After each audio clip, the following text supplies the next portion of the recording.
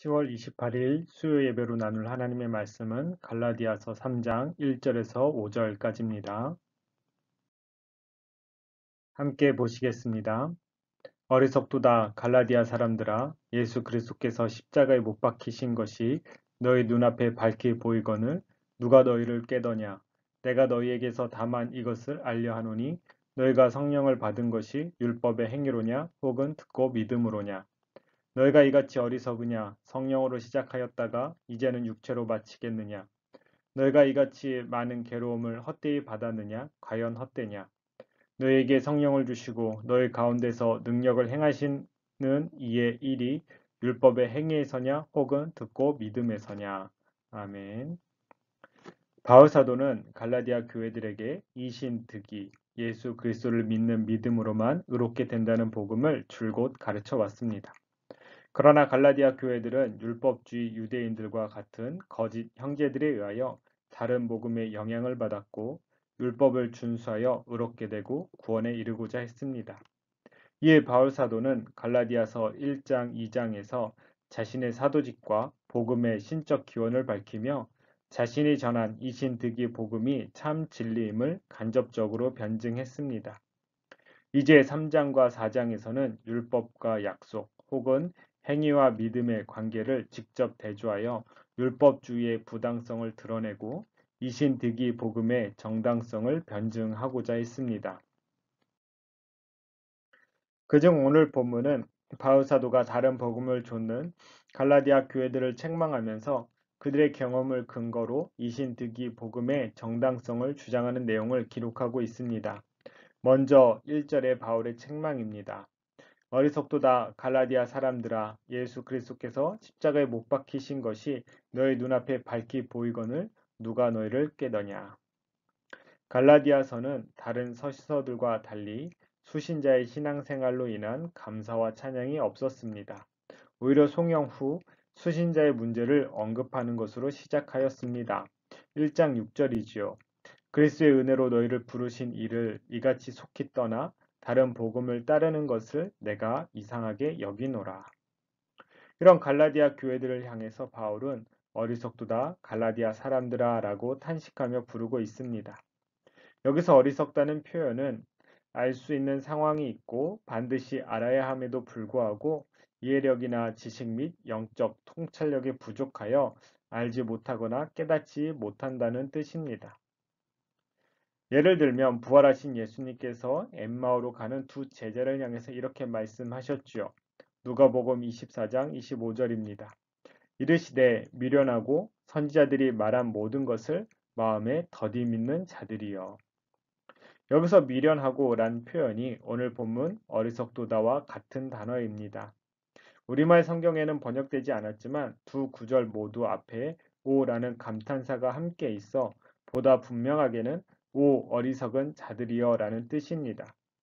엠마오로 가는 두 제자는 예수님께서 성경을 통해 자신이 죽고 부활할 것을 가르치신 대로 부활하여 자신들 앞에 나타나시고 동행하심에도 불구하고 주님을 알아보지 못하는 어리석음을 보였습니다. 이와 같이 갈라디아 교회들은 예수 그리스도께서 십자가에 못 박히신 것을 눈앞에 밝히 보았음에도 다른 복음을 따르는 어리석음을 보여 바울은 그들을 향해 어리석도다, 어리석은 자들이여 라고 탄식하였습니다. 물론 예수님께서 십자가에 못 박히신 것을 갈라디아 교회들이 육안으로 직접 본 적은 없습니다. 따라서 바울의 표현은 그들이 예수님의 죽음에 관한 영적 지식을 소유했다는 의미입니다.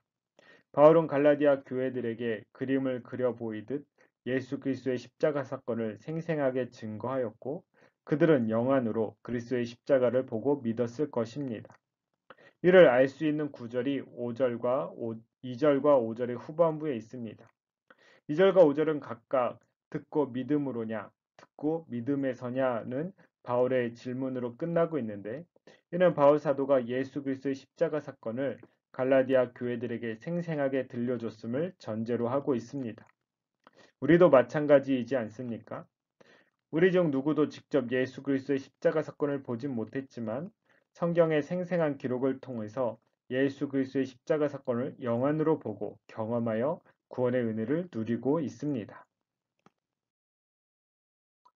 요한 사도는 부활하신 예수님께서 의심하는 제자 도마에게 하신 말씀을 기록하며 자신이 요한복음을 기록한 목적을 요한복음 20장 29절에서 31절에 이렇게 기록했습니다. 예수께서 이르시되 너는 나를 본고로 믿느냐? 보지 못하고 믿는 자들은 복되도다 하시니라. 예수께서 제자들 앞에서 이 책에 기록되지 아니한 다른 표적도 많이 행하셨으나 오직 이것을 기록함은 너희로 예수께서 하나님의 아들 그리스도이심을 믿게 하려 함이요 또 너희로 믿고 그 이름을 힘입어 생명을 얻게 하려 함이니라. 예수님은 자신을 보지 못하고 믿는 자들, 즉 예수님 승천 이후로 예수님을 보지 않고도 믿게 되는 자들은 복되다고 말씀하셨습니다. 그리고 요한 사도는 요한복음의 기록 목적을 예수님께서 하나님의 아들 그리스도이심을 믿게 하고 그 이름으로 생명을 얻게 하려 함이라고 말하고 있습니다. 믿음으로 의롭게 되고 구원받는다는 말이지요. 오늘 본문 1절과 일맥상통하지 않습니까? 예수 그리스도의 십자가 사건을 영안으로 보고 믿어 의롭게 되는 자가 복이 있습니다. 저와 여러분을 두고 복이 있다고 말씀하는 것입니다. 그런데 갈라디아 교회들은 어떻게 했습니까? 바울로부터 생생한 복음의 진리를 받았음에도 불구하고 속히 거짓 형제들의 다른 복음에 휩쓸렸습니다. 복된 상태로부터 떠나버리니 바울은 안타까운 마음에 깊은 탄식으로 어리석도다. 아, 어리석은 자들이여 라고 외쳤습니다. 그래서 바울은 누가 너희를 깨더냐 라고 물었습니다. 물론 바울은 누가 갈라디아 교회들을 깨었는지 알고 있었습니다. 거짓 형제들, 율법주의자들이 그러했다는 것을 알고 있습니다. 따라서 갈라디아 교회들을 깨어낸 주체를 묻는 것이 아닙니다. 그 꿰매 넘어간 갈라디아 교회들을 책망하는 것입니다. 어떻게 그렇게 속히 너희를 꿰는 다른 복음을 그리스도의 죽으심을 헛되게 하는 율법주의로 돌아설 수 있느냐는 바울의 책망입니다. 바울 사도의 책망은 2절에서도 계속됩니다. 내가 너희에게서 다만 이것을 알려 하노니 너희가 성령을 받은 것이 율법의 행위로냐 혹은 듣고 믿음으로냐. 바울은 갈라디아 교회들에게서 다만 한 가지 일에 대해서 알고 싶었습니다. 더 정확하게는 배우고 싶었다고 말했습니다. 그 질문의 내용은 갈라디아 교회들이 성령을 받은 근거에 대한 것입니다. 물론 바울은 갈라디아 교회들이 복음을 듣고 믿음으로 성령을 받았음을 알고 있었습니다. 그럼에도 그들에게 성령을 받은 근거에 대해서 배우고 싶다고 말한 이유는 그들이 성령을 받게 된 근거에 대해서 다시금 생각해보고 돌이키기를 원하는 마음을 드러내고자 했기 때문입니다. 여기서 잠깐 성령님의 임재와 믿음과 의롭게 됨의 관계에 대해서 조금 더 자세히 알아보길 원합니다. 앞서 2장 후반부에서 핵심 구절을 뽑는다면 16절에 사람이 의롭게 되는 것은 입니다. 이는 지난번 설교 제목이기도 했습니다. 바울은 2장 후반부에서 사람이 의롭게 되는 것은 믿음으로 말미암았다고 주장하였습니다. 그런데 3장에 넘어와서는 성령을 받은 것은 듣고 믿음으로 말미암았다고 주장하고 있습니다. 이 두 주장에서 우리가 알 수 있는 것은 사람의 의롭게 되는 것과 성령을 받은 것과는 유사한 의미가 있다는 것입니다. 실제로 여러 성경 구절이 이를 뒷받침하고 있습니다. 고린도전서 6장 11절입니다.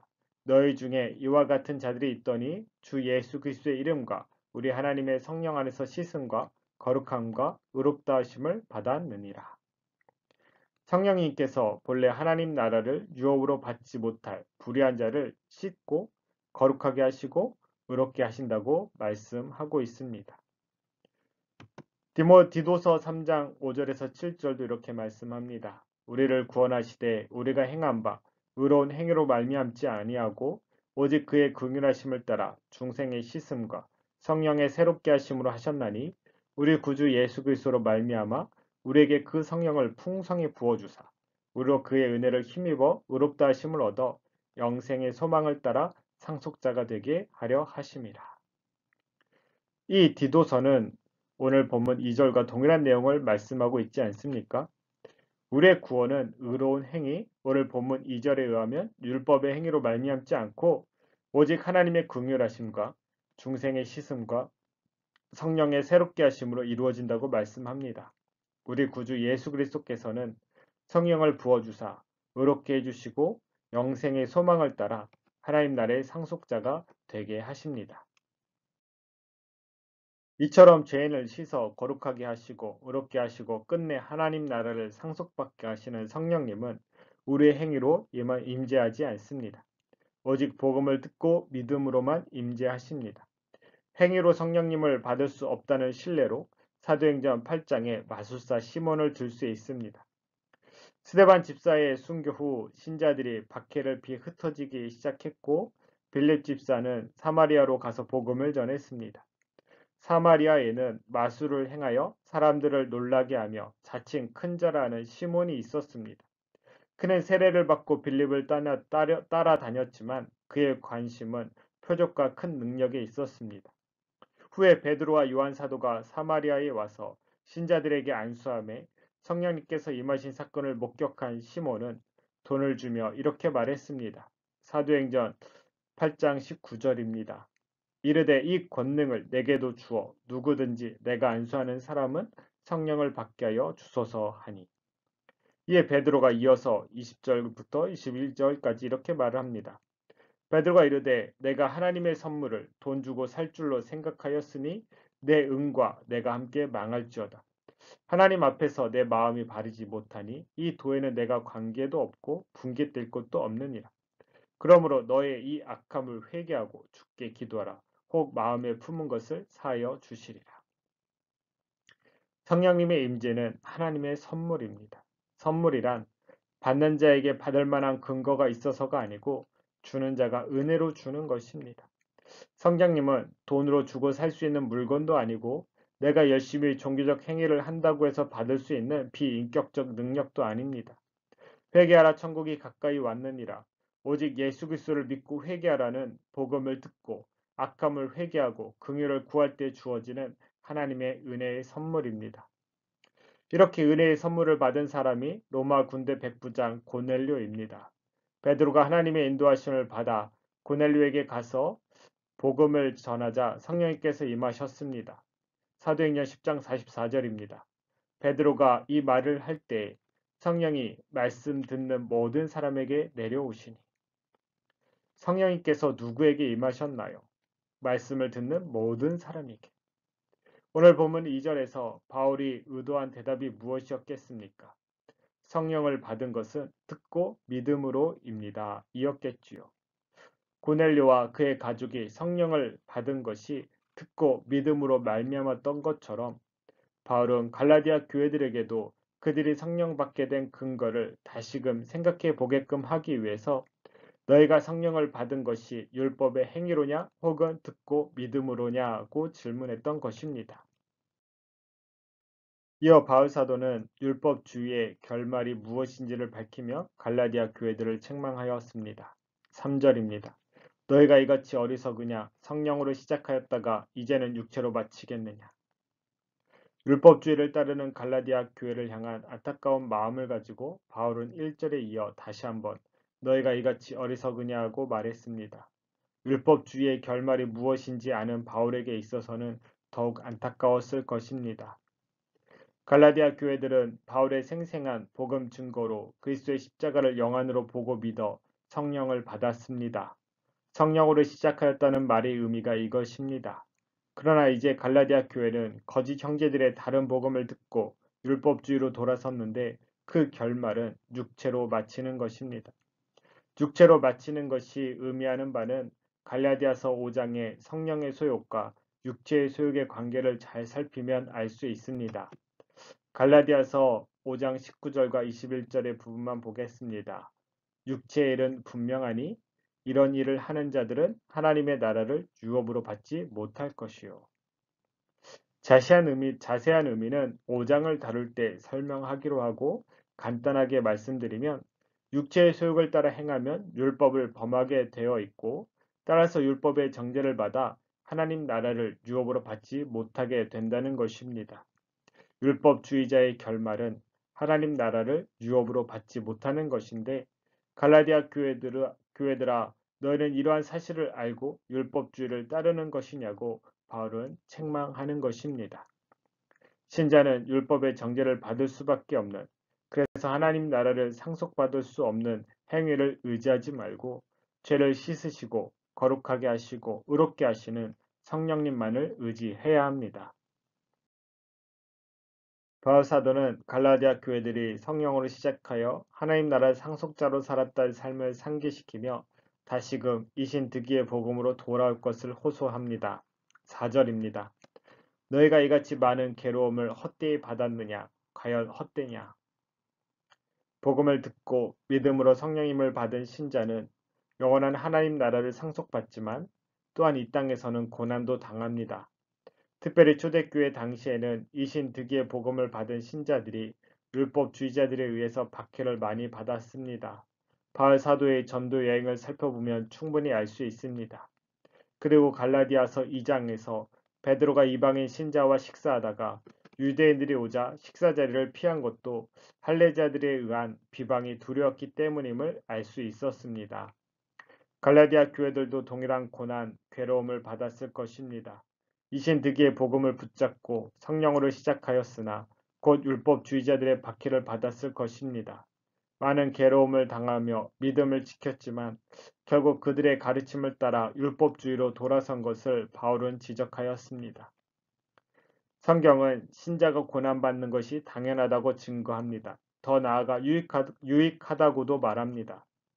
고난이 헛되지 않다, 무익하지 않다는 것입니다. 신자의 고난은 세상에 속하지 않고 예수님께 속했다는 증거입니다. 고난은 영원하지 않고 이 땅에서 잠깐 괴로움을 더하는 것입니다. 그래서 바울은 고난받는 신자에게 성령님과 더불어 기억할 것이 있다고 말합니다. 로마서 8장 16절에서 18절까지입니다.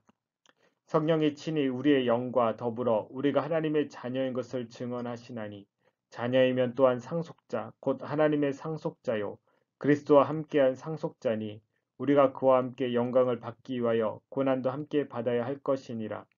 생각하건대 현재의 고난은 장차 우리에게 나타날 영광과 비교할 수 없도다.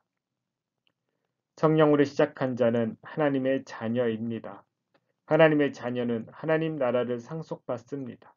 영원한 영광도 받습니다. 그러나 그 전에 이 땅에서 고난도 함께 받습니다. 이것은 영원한 영광과 비교조차 할 수 없습니다. 고난 중에 신자는 이 사실을 기억해야 합니다. 갈라디아 교회들은 이 진리를 회복해야 했습니다. 그들의 괴로움은 헛된 것이 아니니 영원한 하나님 나라와 영광을 소망하며 참고 인내하고 성숙해야 한다고 말하는 것입니다. 바울 사도는 이 일을 믿는 자에게 하나님께서 행하신다고 말하므로 오늘 본문을 마치고 있습니다.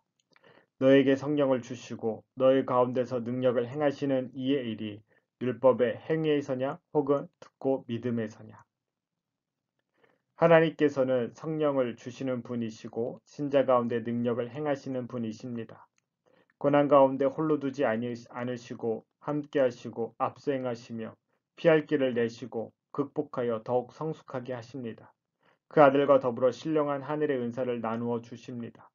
바울은 이러한 하나님의 역사가 복음을 듣고 믿는 자에게 주어짐을 갈라디아 교회들에게 확신시켜 주고자 2절에 이어 다시 한번 율법의 행위에서냐 혹은 듣고 믿음에서냐 라고 질문했습니다.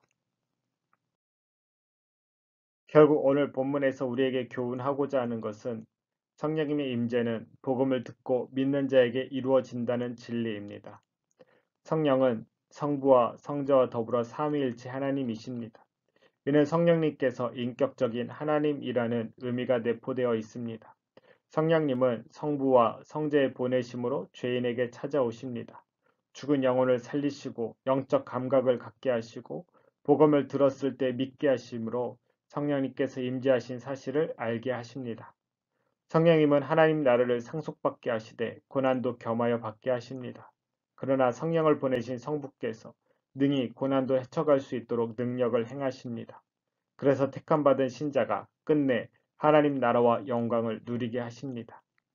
그러나 사탄을 비롯한 거짓 형제들의 다른 복음은 하나님 나라와 영광을 누리려면 더 열심히 종교적 행위를 해야 한다고 유혹합니다. 더 많이 기도하고 더 많이 찬양하고 더 많이 헌금하고 더 많이 예배하고 더 많이 헌신해야 하나님이 사랑하시고 복을 주실 거야 라고 말합니다. 그러나 그렇지 않습니다. 하나님은 있는 그대로를 사랑하십니다. 하나님은 우리가 원수일 때부터 사랑하셔서 그 아들 예수 그리스도를 십자가에 내어 주셨습니다. 따라서 하나님은 우리의 행위에 따라서 사랑을 더 베풀거나 복이나 저주를 주시는 분이 아닙니다. 하나님은 창세 전이나 우리가 태어나기 전이나 우리가 예수님을 믿기 전이나 예수님을 믿은 후나 어느 때나 변함없이 사랑하십니다. 그렇다면 하나님께서 우리에게 원하시는 것은 무엇일까요? 성령의 소욕을 따라 행하는 것입니다. 복음을 듣고 믿음으로 성령을 받았으니 성령님의 인도를 따라 살라는 것입니다. 특별히 갈라디아서 5장 22절 23절에 성령의 열매를 맺으며 살아가야 합니다. 오직 성령의 열매는 사랑과 희락과 화평과 오래 참음과 자비와 양성과 충성과 온유와 절제니 이 같은 것을 금지할 법이 없느니라. 이는 즉 성령의 열매는 행위보다는 인격에 가깝습니다. 그것도 성령을 받기 위해서 혹은 의롭게 되기 위해서 혹은 구원받기 위해서 이러한 열매를 맺으라는 것이 아니고 우리 안에 거하시는 성령님께서 이끄시는 삶을 구현하라는 것입니다. 종교적 행위도 동일합니다. 더 많은 하나님의 사랑과 복을 이끌어내기 위해서 종교적 행위를 하지 말고 구원의 은혜에 감격함으로 자연스러운 반응으로서 하나님을 섬기라는 것입니다. 그러기 위해서 우리는 하나님과 하나님의 은혜와 뜻을 더욱 분명히 알아야 합니다. 왜 갈라디아 교회들이 율법주의로 돌아섰습니까? 1절에서 바울은 누가 너희를 깨더냐라고 질문했지요. 거짓 형제들의 다른 복음의 유혹을 받고 참된 복음에 집중하지 못하고 율법주의로 돌아섰습니다.